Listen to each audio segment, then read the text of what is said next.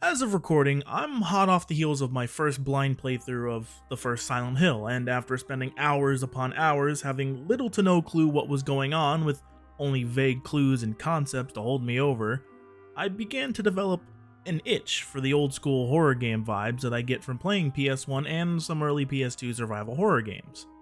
In search of games to scratch that itch, I did something I don't typically do. I started browsing the survival horror section on Steam. Most of the games there I had already played or at least watched people play, like the Resident Evil games, Dead Space 2, among many others. But on the list of games was a fresh face, an indie game that I'd been hearing about over the last couple months. The game was only $20 and had an overwhelming amount of positive reviews, so I figured that I had nothing to lose by purchasing and downloading it. I mean, worst case scenario, if I don't like it, I can just, refund it. The game was Signalis, and it was worth every single cent of that $20.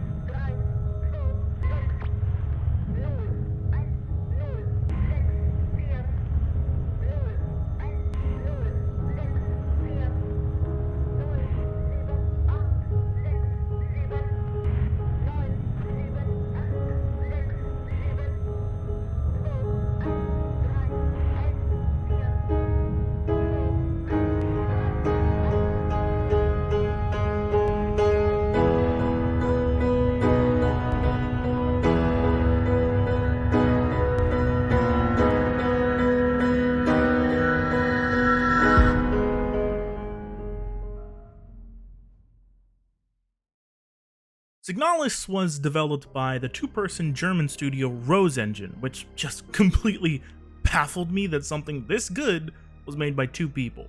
I mean, they had external composers for the soundtrack, sure, but the bulk of the work was done by the two people, which just goes to show that having passion and a vision can really take you a long way.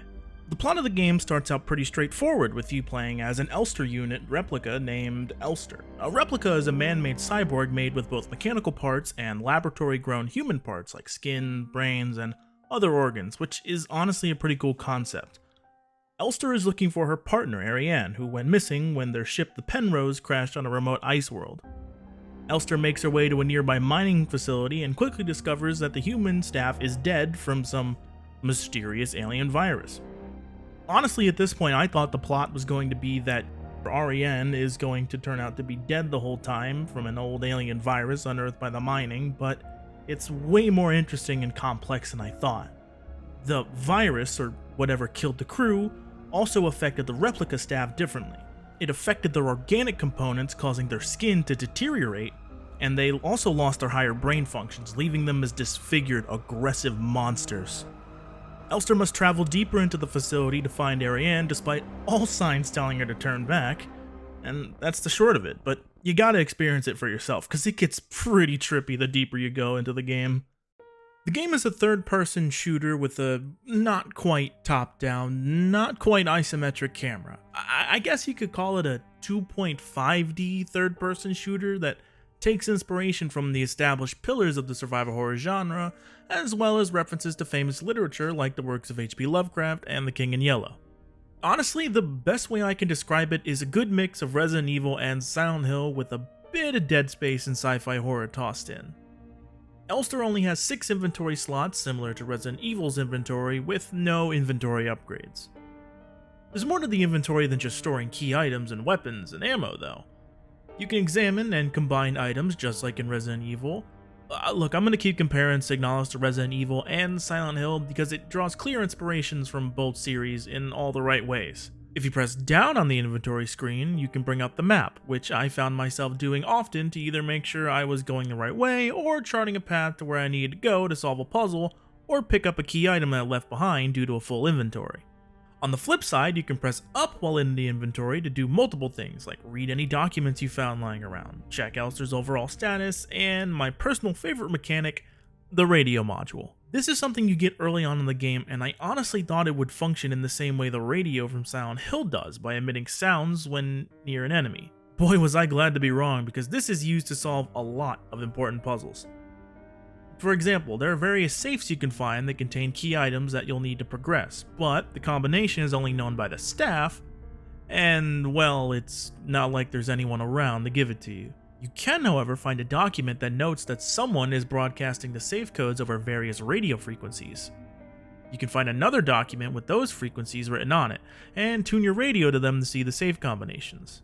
Further into the game, it can even be used in combat. See, there are these enemies that emit frequencies that mess with Elster's systems, and there is multiple of them in the same room, and only one of them is real.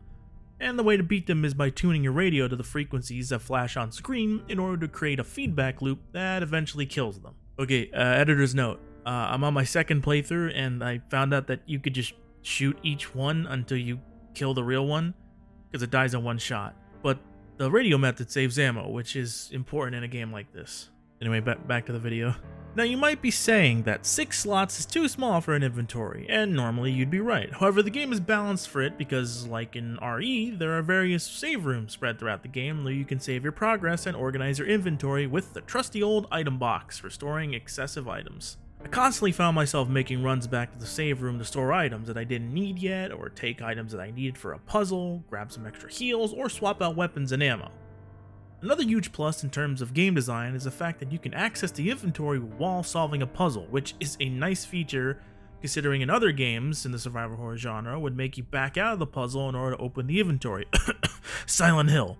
Now the best way I can describe the combat is a hybrid of Silent Hill and Resident Evil 1 Remake. I played with the controller for my playthroughs, so the left trigger readies and aims your weapon and automatically locks on the enemies in front of you. You can use the right stick to free aim, but I didn't really use it all that much. Press the right trigger to fire and unload on an enemy until they drop. But just like in Silent Hill, you have the option of finishing them off with either a final shot or running to them and giving them a swift kick to save ammo. Alternatively, the game has sub-weapons you can equip that can be used with the L1 button, and there's a pretty good variety. There's a flashlight to light the way through dark rooms and corridors, a camera to take screenshots, stun batons that can be used to automatic health injectors that can save you from dying, and the most interesting one is a rescue flare. You see, due to the replica's mechanical parts, they don't stay down forever and can revive pretty much at any time. To counteract this, you can use the rescue flares to burn the bodies of downed enemies to stop them from getting back up, just like the lighter from Resident Evil Remake. But in my opinion, the icing on this blood and gore cake is the presentation.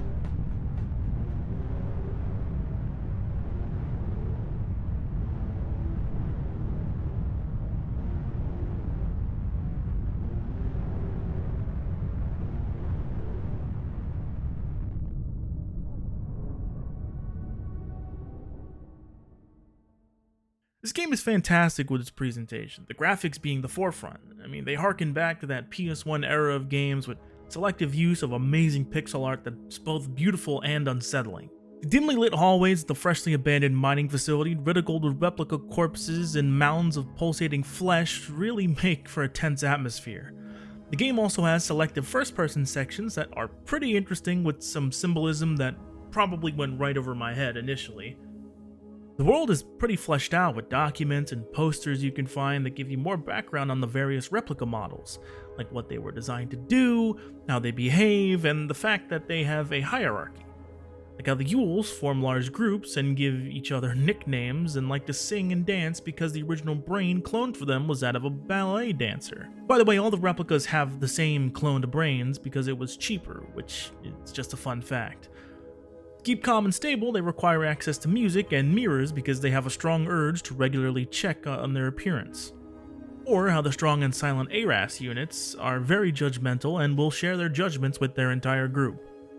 They also have an urge to create service tunnels that only they can access and will retreat into those tunnels when emotionally unstable. The game has entries like that on every unit you come across, and they make for an interesting read and great background on the enemies. The soundtrack by Cicada Sirens and A Thousand Eyes is fantastically eerie and emulates the feel of Resident Evil's soundtrack perfectly. Now that's not to say that it sounds like an exact copy of the Resident Evil soundtrack, quite the opposite actually. For example, the save room theme in Signalis uses a lot of tension and dissonance to give off the vibe that you're safe here. Or are you? While the RE save room theme invokes a sense of ease and safety. The soundtrack does an amazing job of complementing the environment and elevating the sense of immersion. The story is presented pretty straightforward at first, but the further into the game you get, the less it starts to make sense, and in a good way. You see, to me, what makes games like this work is the fear of the unknown. You have little to no idea what's happening or what will happen next. But all you do know for sure is that you have to keep going.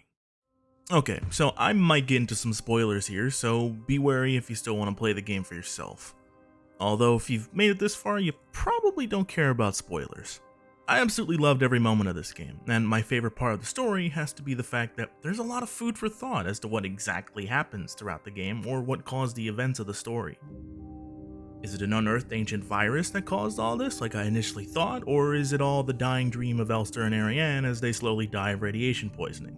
Or is it all a series of infinite time loops created by some eldritch horror that got unearthed by the mining facility? All I know is that every time I thought I was nearing the end of the game, there was always more, until there wasn't.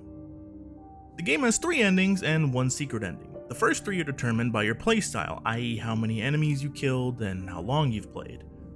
The secret ending is obtained by doing some specific things that I won't spoil.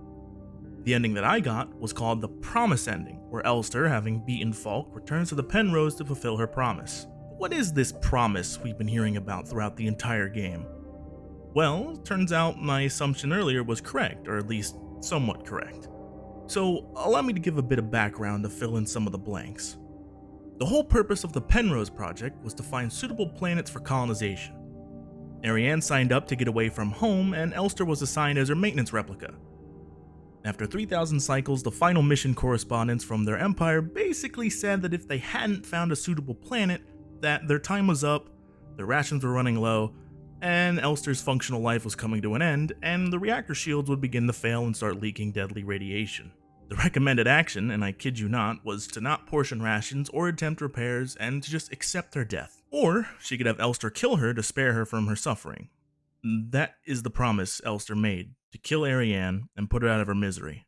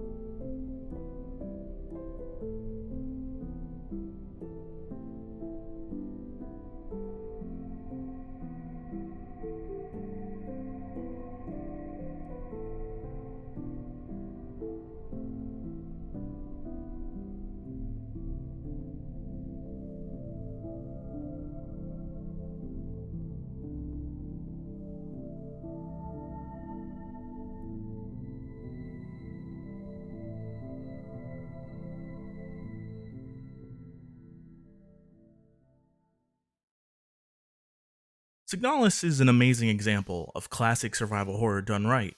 The setting is eerie and chilling with core gameplay and graphics that make you feel like you're playing an early PlayStation game. The puzzles are fun and creative and genuinely had me stumped at times, which made it all the more sweeter when I finally figured out the solutions. Ultimately, Signalis begs the question, how far would you go for the one you loved most in this world? Would you kill them if the only other option was watching them die a slow, miserable death? Sorry, that got a bit dark there. If you enjoyed this video, punch that like button like it owes you money, and let me know your thoughts on Signalis in the comments. I'm the Wildcard, and I'll see you next time.